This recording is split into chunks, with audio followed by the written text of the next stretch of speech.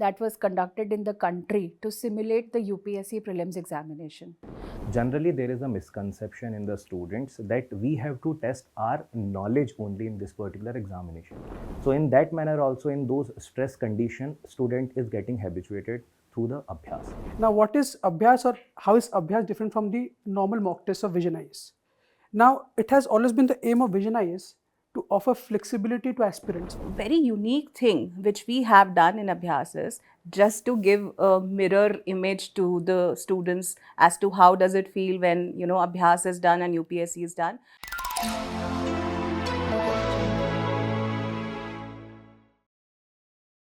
Hello and welcome to this special edition by Vision IAS. Today we will talk about Abhyaas, a flagship initiative of Vision IAS for preparation related to Prelims Examination 2025. In this, we have 3 tests and we conduct these tests in same UPSC-like environment. So let's discuss more about what is this Abhyaas and how it will help in your preparation to crack Prelims 2025 with our esteemed faculty members Chiranjeet Sir, Shivi Ma'am, Vishal Sir and Geetika Ma'am. Welcome to you all. Hello, Kapil. So Geetika Ma'am, before we start, what is the core idea and philosophy of this Abhyaas? So, Kapil, Abhyaas took root from the observation that there was no national level examination that was conducted in the country to simulate the UPSC Prelims examination. Now, as we all know, Prelims examination is a mammoth exercise which is undertaken by the UPSC, covering about 5 to 7 lakh students every year. And there was no other test series or product in the market which was able to match this scale. So Vision IAS took it upon itself to conduct such an exercise in about 100 plus cities of India, wherein all the students would get an opportunity to compete at the same level, so that they can have an idea about their relative score, their performance beforehand. So Vishal Sir, the defining character of Abhyaas is the real exam-like simulation that we give to our students. So can you throw some more light about what it is and how do we do it? So ma'am has already highlighted regarding that there was no such examination that is parallel to the Vision IAS initiative Abhyaas in the market already. And this particular examination is not just about like testing one's knowledge. So generally there is a misconception in the students that we have to test our knowledge only in this particular examination. For that already you have a lot of avenues available. At even Vision IAS we have a lot of avenues like test series and Sandhan. Now what makes Abhyaas different from the other examinations that are already there in the market? So one thing that ma'am has already highlighted is about the simulation of UPSC environment. So first is about like the timing. So for example, the UPSC examination is taking place from 9:30 to 11:30 in the morning and then afternoon from 2:30 to 4:30. So invariably in the same particular timings, this particular examination is being hosted. Now, as you have already talked about that there are 3 tests. So in order to get a student habituated in the exact UPSC-like simulation, this particular examination is helping a lot to the students.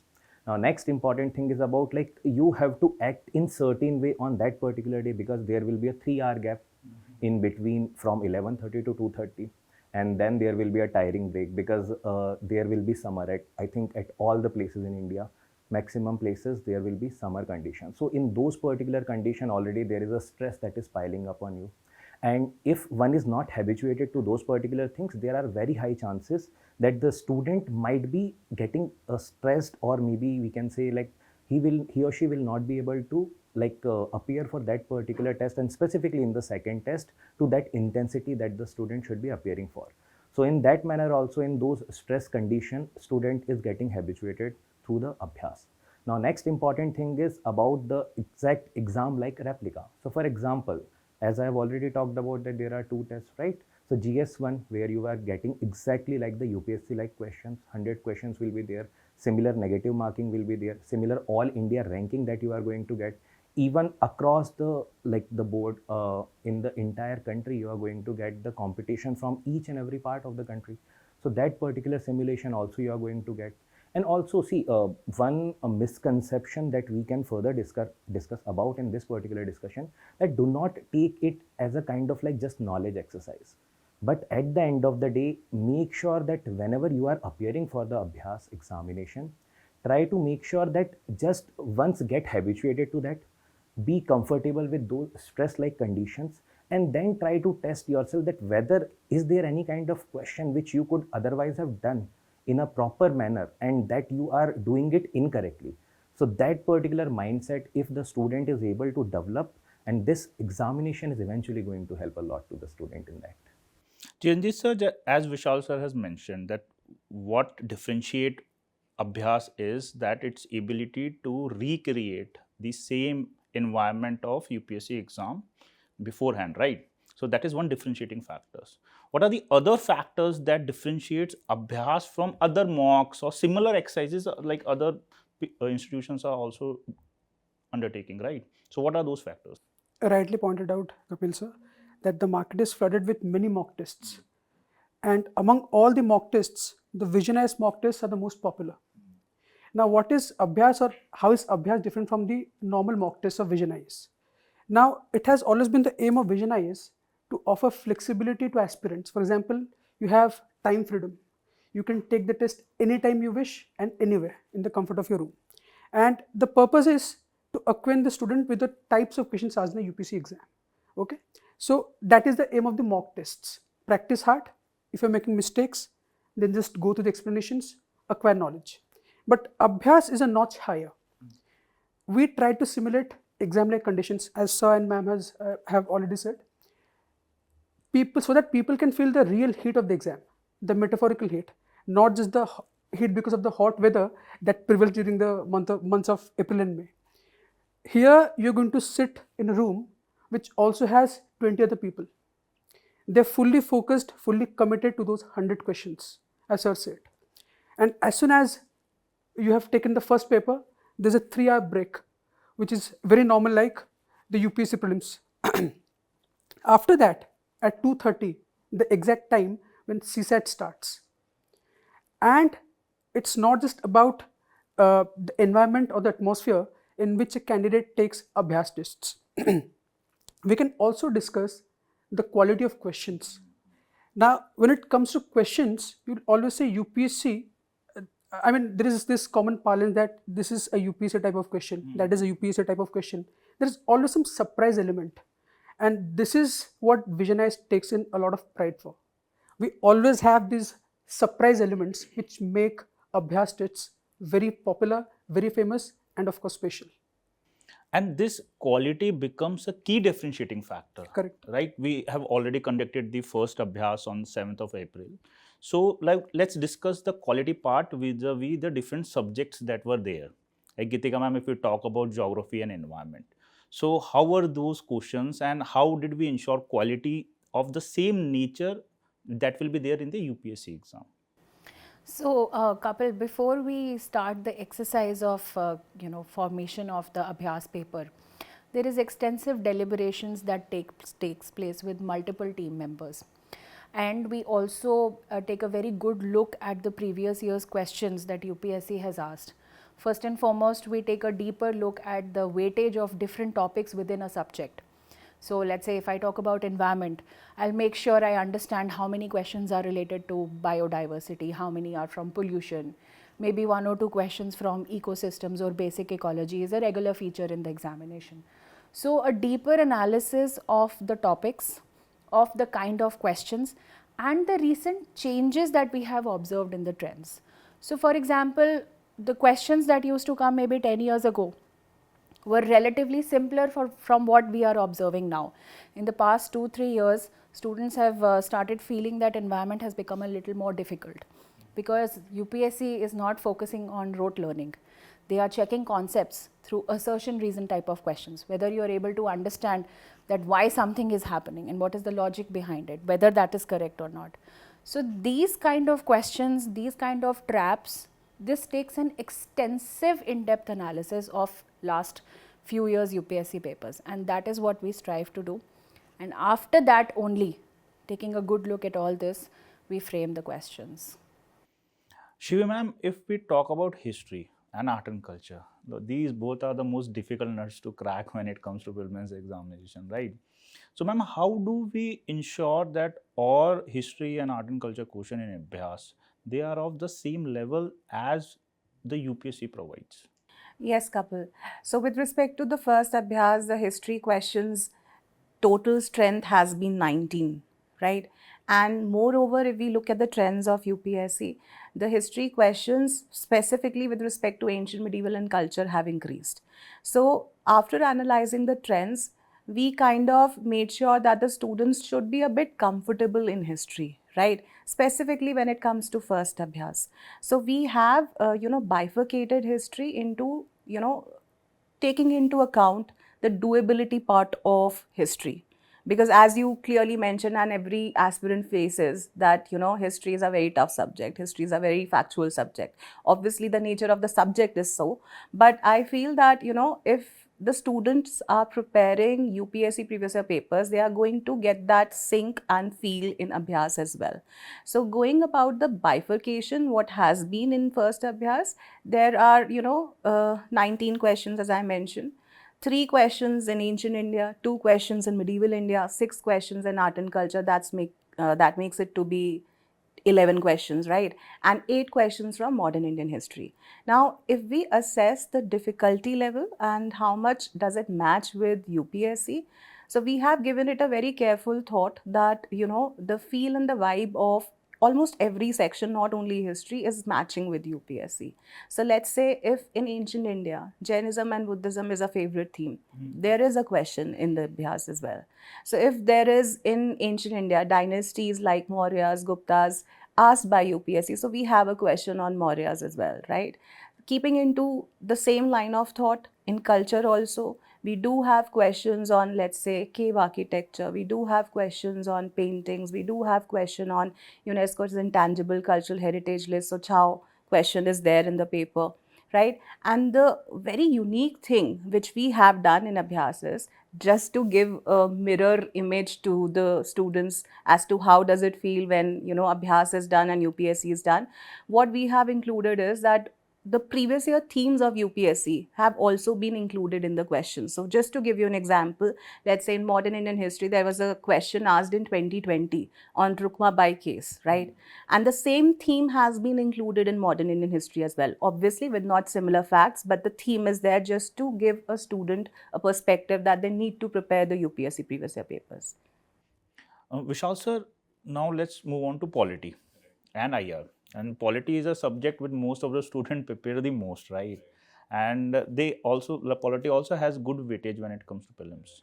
So how does we ensure that polity subject is reflected properly to at the UPSC level in our Abhyas? Okay, so as ma'am has already highlighted that exact aspect regarding this Abhyas was that it's not only about that we are taking into consideration only the new themes, because we have seen repeatedly that UPSCs keep on asking about similar theme but different kind of facts regarding those, right? So in those particular things, if you see the number of questions in polity, which are like roughly 17 questions were asked from polity and governance wala aspect, in that particular section the questions were mostly on the expected lines, and you can categorize the questions, though we have not yet got that how students have fared in those particular questions, but I am very sure that when we have seen those particular questions, the question appeared comparatively very well doable.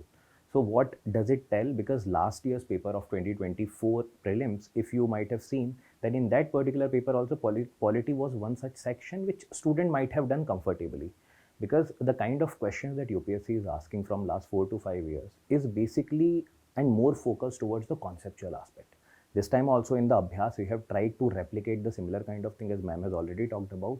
So basically in the polity and governance section, the questions about the 9th schedule of the Indian Constitution, or maybe the question about the judges, or the question about defining certain key terms, for example, secularism, for example, sovereign, for example, the socialist, for example, democratic. So the UPSC keep on asking about these particular things, whether it is about the rule by law, rule of law. So basically what happens actually that though these particular concepts appear very, very easy, but at time when the student is in stress kind of situation, they are bound to make certain kind of blunders. And here the role of Abhyas comes, because see, it's not about the difficulty level of a question will be decided based upon how the facts are being put in that particular question.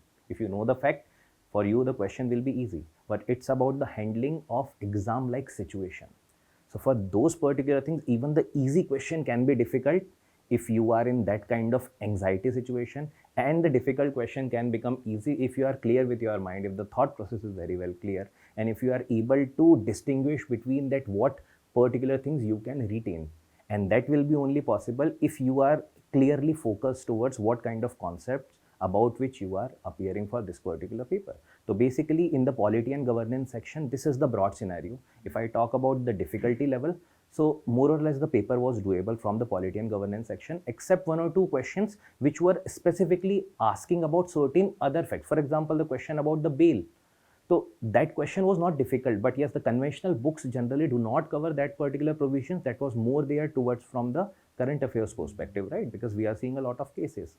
Now coming to the international relations section, so roughly 2 to 3 questions were there directly or indirectly from the international relations. The questions were doable, obviously. But the point here is that in the international relations, the questions were asked based upon the kind of themes that are going on. For example, India-US. There is a very probable question that can be asked about that. Okay. So those particular things, yes, they are doable. The questions are on the expected line, and even if you refer to the previous year's question, UPSC keeps on asking the question on the similar kind of themes. So basically, to get habituated for that particular thing, you have to be conceptually clear, to get clarity about the concept, and to be able to apply those particular things in the actual exam. You have to be clear with your mind. So for that, yes, this habituation is going to be very, very important. So Chiranjeet sir, now let's come to science and tech and economics. Like both these subjects are very prominently there in prelims paper. They have a good weightage. And both these subjects don't have that much of typical sources to refer to, even to make paper, right? So how does then we ensure that we are able to do justice to the level of UPSC paper that will be there in the examination? So how does Abhyaas does that? As I mentioned earlier, there is always this element of uncertainty or surprise in UPSC questions. And you're very correct in saying that many questions from economics are not from standard sources. And most of them are actually current affairs derived. Now, one such question was related to the US bond market last year. Now, what we do, our research team does, is that we always take into consideration the long-term average, like how many questions you asked in the last 10 years, and what happened in the previous year, last year, 2024. So these are the two most important aspects we take into consideration while framing questions or developing questions. Now coming to economics, let's first deal with the economics part. If you take a look at the previous year questions, 20 questions per year have been asked. 196 questions in the last 10 years, 19.6. So that rounds off to 20. And the most prominent areas are Indian agriculture, monetary policy and the role of the RBI, external sector, and capital market and money market. Combinedly, they actually fall under financial markets. So if you take a look at the Abhyaas paper, you'll see most of the questions, and of course, one major focus area actually I forgot to mention, that is fiscal policies, that is the measures taken by the central government. Now if you take a look at the Abhyaas 1, like the first test of Abhyaas, you'll see most of the questions are from these areas only. There's a question which is a question from Indian agriculture, but asked in a very unique fashion. We used plots and graphs related to productivity of some crops. And then questions from stock market, what are blue chip stocks? Questions from national income accounting, which is actually a very important area. Normally people ignore that. But these days, questions are not very direct in nature when it comes to national income accounting. Questions are related to capital output, incremental capital output ratio. So questions are very similar. You can just go through. And coming to external sector. Now UPSC has asked several ABCD type of questions related to IMF tools and policies. So this time there was a question on SDA, Special Disbursement Account. Okay, so questions are very similar. And coming to the level of ease or difficulty level, actually it's very difficult to say that because it's absolutely student dependent, how students perceive the question paper. If you ask us, we'd say that questions were very moderate in nature, a few questions were difficult. That is all about economics. Now coming to science and technology. Now if you take a look at the past 10 years trends, nearly 106 questions have been asked from science and technology. So 10.6 per year. If we round it off, it will come 11 questions. This time there were 10 questions from S&T and 2 questions from basic science. Because again, nobody knows. Next year, the question from basic science may see a sudden rise. Okay, so again, people have to be very cautious. And most of the themes, the recurring themes have been space science, space technology, biotech, and to an extent, information technology. Surprisingly, last year UPSC did not ask any question from core biotech. From core biotech, there is not a single question. But again, next year there may be a couple of questions or more than that. So this year in Abhyaas paper 1, we had questions from IT, space sector, space science, then rocket science, that means missiles, ballistic, and this time the focus was on scramjet types of rockets. And there was a question related to types of satellites and orbits. So that is all about science and technology paper. Coming to difficulty level, questions of moderator nature. So, like, if I sum up all the discussion about subject wise, basically what we are doing in Abhyaas is we are not only looking into the trends of UPSC, we are also looking what trends could be and deciding based upon that, we are deciding the number of the questions or the type of the questions. Now, Geetika Ma'am, one thing that students have in their mind is, and this doubt comes like to us a lot of time, is that whether this paper is factual or conceptual. So that debate about factual and conceptual, how does we balance that in Abhyaas? Well, Kapil, frankly, this is my personal opinion that concepts and facts go hand in hand. They are not exclusive of each other, right? If you have understood a concept, there are certain facts based on which the concept works. So these are two things which always go, parallel with each other. So there you cannot frame a conceptual question without asking some fact. It is just not possible. It's just the way you look at a question. What is more important, I believe, is that students should look at the question and decide whether this fact is relevant or not. Should I have known it or not? Is this something that UPSC can ask? And if the answer to that question is yes, then yes, the question is conceptual anyway. So, Chiranjeet Sir, now one student has given the Abhyaas.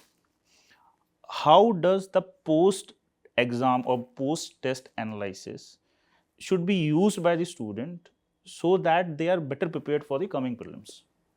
Now, this is where Abhyaas is slightly different from the other mock tests because Abhyaas comes in a package at the end of the season, right before the real exam takes place.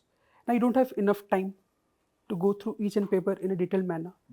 When it comes to visionized normal mock tests, people actually take a lot of time. They do reverse engineering, what we call reverse engineering. That means even if you mark a particular question incorrect, go to the explanation.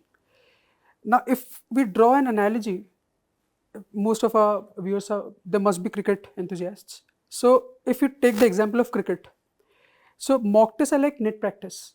Okay, so you have freedom. You can come anytime to the ground, do your net practice, and go back. Abhyaas is like domestic cricket. Okay, if the real exam is the one big international match, it's like domestic cricket. You have tested your skills, you have done everything, now you take a test. So the best way to go about doing post-test analysis is, first of all, stay attached, stay focused within those 2 hours. Once those 2 hours are over, it's high time, it's time to get detached from your performance. You should not think about how you performed, even if you're going to get a score of 0 or 5, okay? Because now you have to go through those questions which you marked incorrect. You need to understand why did you mark that particular question or those questions incorrect. Was it blind guess or you applied some logic, maybe your logic failed. So post-analysis is all about knowing the truth, knowing what actually went in the back of your mind while attempting a particular question. Do that, don't bother about your scores. And that is not just for the first Abhyaas test, but for the upcoming test also. Okay, stay detached from your performance. And Shivi, I would like to add to this what Chiranjeet Sir has just mentioned. I really liked his analogy that, domestic Abhyaas is like domestic cricket and the actual exam is like one ODI. We have seen that in cricket. Many a times players perform very well in Ranji, but the moment they land in the ODI, in the international arena, they feel out of place and they underperform. So my advice to students, drawing from that analogy, is stick to the fundamentals. The batting techniques don't change, the bowling techniques don't change, nothing changes. So fundamentals will always hold you in good strength no matter where you play. And that is a key lesson here. And one more thing, like as both of them have already highlighted about the importance of Abhyas, roughly if you take, there are 100 questions, 4 options for each question. So as you have asked about the post-test analysis, so not only about the fact that was asked in the question, but why the other options went wrong. Because those other options will also be having certain kind of conceptual aspects attached to that, right? So not only just discuss or get an aspect about what is asked in the question, but why the other options were wrong, what is the conceptual aspect behind those particular options that were said, because those things were also kept in the questions in order to highlight that these are the important topics. So for each and every Abhyas, you have roughly 400 differentiating aspects that are going to be there, 100 into 4, right? So do not take Abhyas as a kind of like exercise that yes, marks come high, so like you get demotivated or you are lacking on the confidence, right? The Abhyas is mainly in order to make sure that you perform well on that particular day. But regarding those factual things, now once you have done with the Abhyas, now come back to your place, analyze that particular paper, analyze each and every options provided in that. Why your option went wrong? Is it about the thought process? Is it about the exam pressure? Or is it about certain kind of conceptual things that you might have marked it incorrectly, right? So these things you should be like going through when you are doing the post-test analysis, and these things eventually help you to not repeat similar kind of mistakes in the subsequent aspects. So Shivi Ma'am, we have now looked at what is Abhyas. We have dissected the first Abhyas paper. We have done a detailed analysis about it. Coming to the most relevant question now. 40 to 45 days are left. And we have 2 Abhyas that are also left now. So now how do students integrate Abhyas in their preparation with whatever time that is left? Kapil, this is the most relevant question. When we are in the final lap to the prelims 2025 examination, first I would like to highlight what Abhyas will do for the students and how they should integrate their preparation alongside. So, Abhyas is a benchmark, not a judgment, right? All India rankings in Abhyas should be treated as a prediction analysis or a diagnostic tool to help you sail you through the themes which you have still not covered, the weak areas which you still need to improve upon, right? And one should not treat any answer which they have committed as wrong or which they have gone wrong into as a loss. I feel that they should see it as a win. Reason being, now they have got to know that why have they gone wrong in that question, right? So this is one idea which the students should carry in their mind when they are appearing for your Abhyas exam, right? Secondly, of the days which are left, I feel alongside the Abhyas second exam and the third exam, I feel the first Abhyas, their performance analysis is very important. And you should not undervalue the importance of the discussion that will take place after the Abhyas exam, which will be taken by the experienced faculties for every subject. They should use it as an opportunity. They should sit with their pen and paper again, recall that what made them, question wrong or right, right? If the question they have committed wrong, were they not knowing about the concept? So they'll obviously improve upon their concept from there on, right? If they have over, interpreted the question or have guessed it wrong, or there is some logical error being made in that question, so they would just rectify their mind, right? So prelims is more about how they are training their mind through Abhyas, and that is a very wonderful exercise which they should take, right? Instead of fearing that their ranks have been low, their scores have been low, that should not be a demotivator for them, right?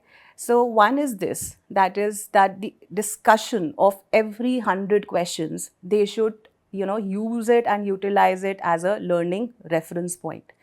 Now, after that they have done this, I feel that this should be the second stage where they should realize that it's very important to reflect, revise, and refine their strategy, right? So when we talk about reflection, they should understand what has gone in their mind while attempting those questions.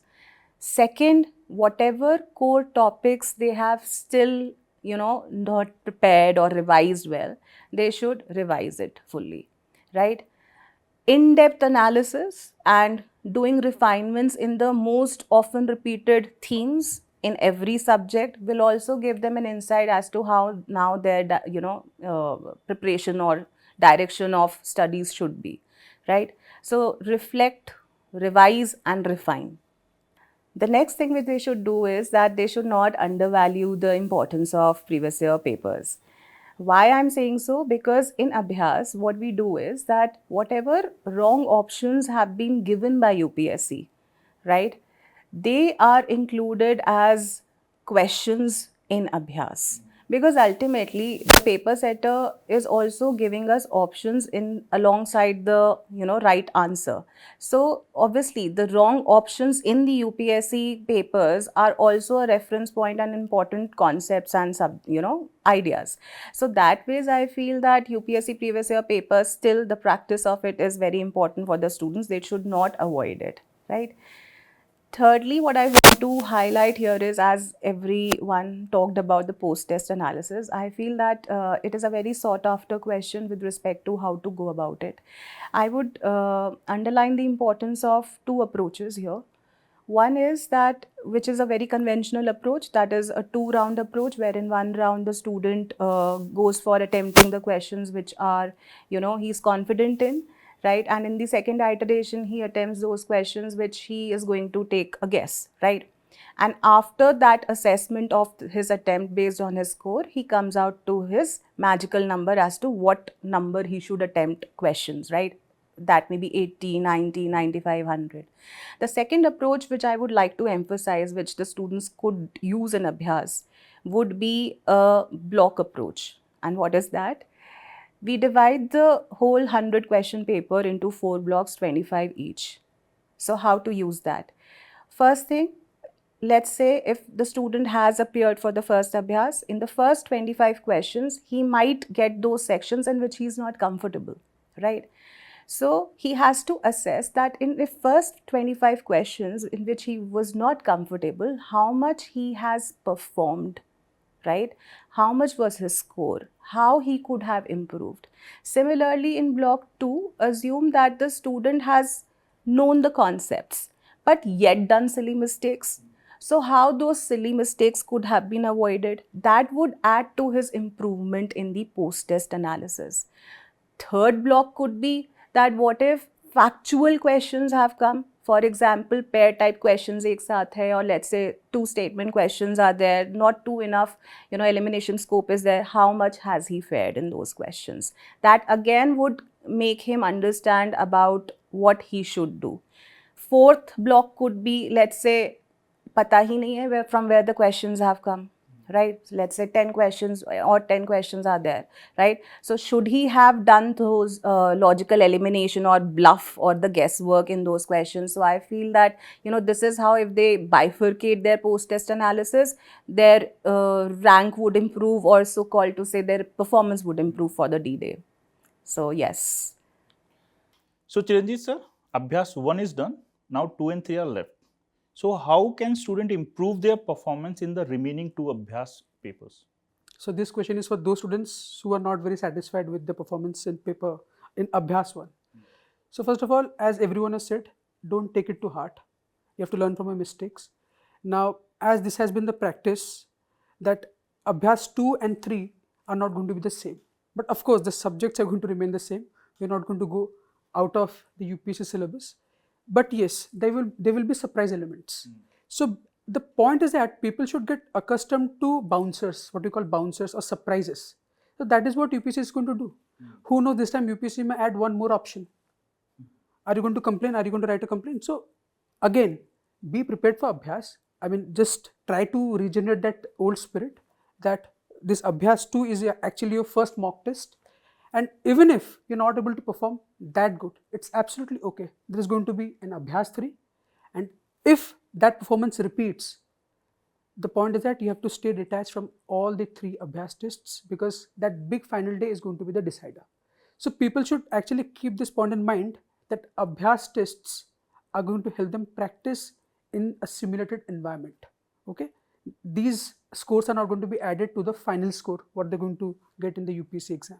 So be ready for surprises, and go through the basics, as ma'ams have said. Go through the basics, be it polity, be it history, be it geography. Keep your fundamentals strong, so that once your fundamentals are strong, you can apply your knowledge no matter what type of question is asked. To add to that particular thing, what I want to highlight to the students, that once you have tested yourself to an all India competitive kind of atmosphere where you have been like gone through the pressure that will be there, so you have set a benchmark for yourself. Now the second and third will be like how you are going to perform in the similar kind of conditions on the not exactly same question, but yes, the diversified themes will be there. Maybe the weightage of certain sections might be varied, because this is what UPSC do, right? So these are permutations and combinations. So the strategy that might not have worked for you well in the first Abhyaas test, you can incorporate certain differentiating aspect based upon your post-test analysis. So you can apply those particular things. So 3 tests are structured in this particular manner only, so that once the benchmark is set for you, you can now do certain variations in order to like maximize your performance. So the first Abhyaas ka marks, do not take it very hard on yourself, as sir has already highlighted. Now try to learn from the what mistakes you have already committed, and rest assured that in the subsequent Abhyaas, you will also see the scores are getting improved. So the crux is that take Abhyaas as Abhyaas. Right. And one should reset, reboot their preparation through Abhyaas. Right. Every wrong answer should be seen as a learning reference point. Thank you so much, panelists, for such a detailed discussion about Abhyaas and how to prepare for upcoming prelims examination. So aspirants, I hope now you have a very good idea what is this Abhyaas initiative of Vision IAS and how you should use it for your preparation for prelims 2025. Those who are still thinking about maybe they should give or not give the remaining Abhyaas, please, this is the best tool you have at your disposal. Don't let it go. It will help you greatly on the D-Day of exam. And if you want to know more about Abhyaas initiative, do visit our website. Thank you.